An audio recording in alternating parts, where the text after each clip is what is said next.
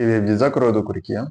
Muri iyi video reka turebere hamwe uko wakira inkovu zibyimba.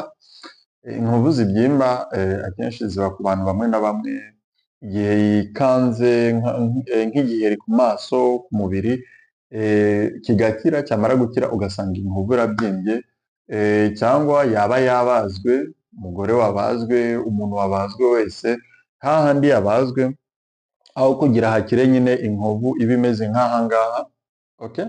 Ugasanga ahubwo iyo nkovu yabyimbye, okay? Ugasanga umuntu bitewe n'impamvu zitandukanye yagize inkovu zibyimba, ugasanga nyine ni ibintu bibangamiye umuntu. Nimba wari wagiye kwipfumuza amatwi ugasanga ikintu cyabyimbye bikakubangamira, kandi washakaga wenda kujya kwipfumuza kugira bajye bakubona uri mwiza, ahubwo bikakuviramo kuba mubi. So ibi ngibi rero ni ibintu bishobora kukubangamira. So inkovu zibyimba rero zishobora kuzamo amoko abiri. Hari ibyo bita keloide. Keloide ni cya gihe inkovu yabyimbye, aho kugira ibyimbe igume hahandi, ahubwo kikabyimba kikamanuka, cyangwa yaba yabyimbye aho kugira ibyimbe nyine ikururuke kize kibyimbe ahantu hamwe, ahubwo kabyimba ugasanga kiri kuza n'iruhande hirya no hino. Hanyuma hakabamo ibindi bita cicatrice hypertrophique, cyangwa hypertrophic scar. Iyi hypertrophic scar ni igihe inkovu yabyimbye ariko ikaguma hahandi aho igisebe cyari kiri. Iyo igisebe cyari kiri aho ngaho, tuvuge nk'aha ngaha, okay? Urabona hano inkovu yabyimba kikabyimbira ahantu hamwe, ntibize iruhande n'iruhande. Aho ngaho ntabwo bavuga ko ari keloid, ahubwo bahita hypertrophic scar. Ibi ngibi rero mu buryo bwo kubivura biba bitandukanye. So akenshi mu busanzwe ubushakashatsi bwagaragaje ko inkovu zibyimba kubera ko umubiri w'umuntu uba ukora ibinyabutabire bya collagene byinshi cyane igihe umuntu aba ari gukira.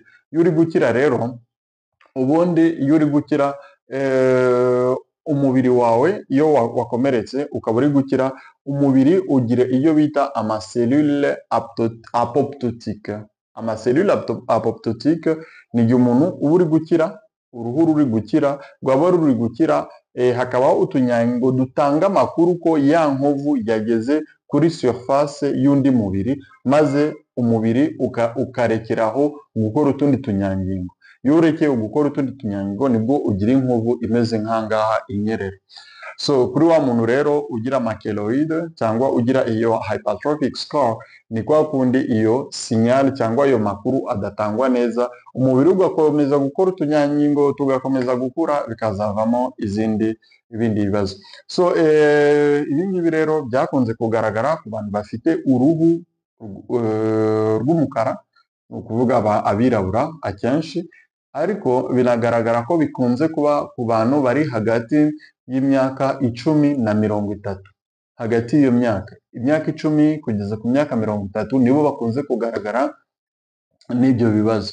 Nanone ubushakashatsi bwagaragaje ko ibi ngibi biba ku bantu basanzwe bari mu miryango y'abantu bakunda kugira ibyo bibazo by'izo nkovu. So ibi ngibi nk'uko twabivuze ni inkovu zishobora kugaragara ku bitugu, mu mugongo, ku nda, n'ahantu hose, nko ku matwi, ahantu hose hashobora kuba hari utunyangingo twinshi dushobora gukora izo keloide.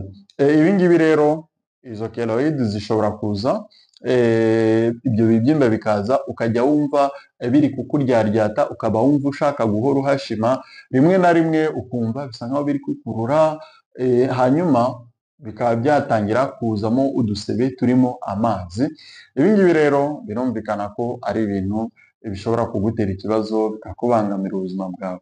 So ni gute rero umuntu abyirinda, kuko nanone nibyo byatumye dukora iyi video. Icya mbere ni ukwirinda. Nimba uzi ko ukomoka mu miryango y'abantu bakunda kugira inkovu zibyimba, ugomba kwirinda kwipfumuza amatwi. Icyo ni icya mbere. Icya kabiri, ugomba kwirinda tatuwaje. Tatuwaje biriya byo kugenda bakagupfumura bari gushushanya ku mubiri wawe, ukaba uzi ko mu muryango wanyu hari abantu bakunda kugira izo nkovu zibyimba, ugomba kwirinda ibintu bya tatuwaje. Hanyuma ugomba kwibagisha ibintu by'ingenzi gusa. Abantu bajya kwibagisha ngo bagire amabuno, ngo kwibagisha ngo izuru ryarahengamye, ngo ibiki, ukajya kwibagisha ibintu bitakabaye ngombwa, ibintu bitihutirwa. Ibyo ngibyo akenshi ugiye kubyibagisha usanga ugiye kwibagisha kugira bakongerera ikibuno, kugira amabere yawe ase neza, ugasanga ahubwo inkovu irabyimbye, rya bere wagiraga ngo ribe ryiza ahubwo rikaza ikintu cy'inkovu bikakubangamira cyane. So ikindi dukwiye kumenya ni uko usibye ibi ngibi hari uburyo bwo kwivuza. Uburyo bwo kwivuza rero, igihe cyose uzi ko ukomoka mu bantu bakunze kugira inkovu zibyimba, igihe wakomeretse ihutire kwa muganga hakiri kare, nta mpamvu yo gutinda, kuko uko utinze niko ya nkovu ikomeza kubyimba. Kwa muganga hari uburyo bashobora kukuvura bakakomora igisebe, bikaba byakurinda ko izo nkovu zibyimba. Ikindi ushobora gukoresha amapani akoreshejwe na silikone, cyangwa ugakoresha bande compressive zikanda cyane. Igihe bari kukomora bakajya bakoresha bande zifunga cyane kugira birinde ko iyo nkovu yazakura ibyimba.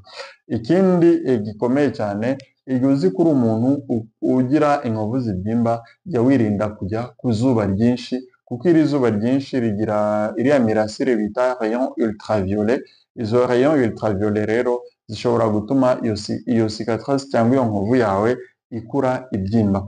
So ikindi dukwiye kumenya, igihe ubu ufite inkovu ibyimbye, hari imiti bashobora kuguha. Imiti bashobora kuguha ya mbere ni ziriya nshinge za triamcinolone, bimwe bita Kenacort, ariko hari n'amapomade bashobora kuguha ukajya usiga aho ngaho. Ariko nanone iyo ibyo byose byanze, biba ngombwa ko bakubaga. Okay? Kukubaga, aba plastic surgeon bashobora kugukorera bakakubaga, cyangwa bakagukorera ibyo bita cryotherapy, cyangwa bakavanga ibyo byombi kugira ibingibi bishobora kugufasha gukira neza. Ariko tugomba kumenya ko hari igihe bashobora kukubaga cyangwa kukuvura, iyo nkovu igakira, hanyuma nyuma y'igihe ikongera ikazagaruka. So ibingibi rero birumvikana ko kubera ko akenshi nimba ukomoka mu muryango w'abantu bakunda kugira inkovu, ibyo bibazo byawe biba biri mu tunyangingo ndangasano cyangwa amajene. Iyo ibibazo rero biri mu majene, biri muri genetics zawe, akenshi bashobora kukuvura bigakira igihe gito, ariko ya DNA yakongera kwikubamo utu DNA twinshi, bikaba byatuma nanone iyo nkovu wongera kubona igarutse. Ibi ngibi rero bishobora kukubangamira mu buryo buri psychologique. Nimba uri umuntu warikundaga, ukunda ubwiza bwawe, ukagira nk'inkovu ahangaha kikabyimba, cyangwa ku itama, cyangwa ahantu, ugasanga biri kudeforma isura yawe, biri kudeforma ubwiza bwawe, kandi wenda nicyo cyari icyizere cyawe cyonyine, ugasanga ibingibi birakubangamiye. Rero ni byiza nk'uko twabivuze, irinde ibintu byose byatuma ugira izo nkovu, ibintu byo kwipfumuza amatwi, kwipfumuza amazuru, ibintu byo kwikorera amatatuwaje ukajya kwipfumuza.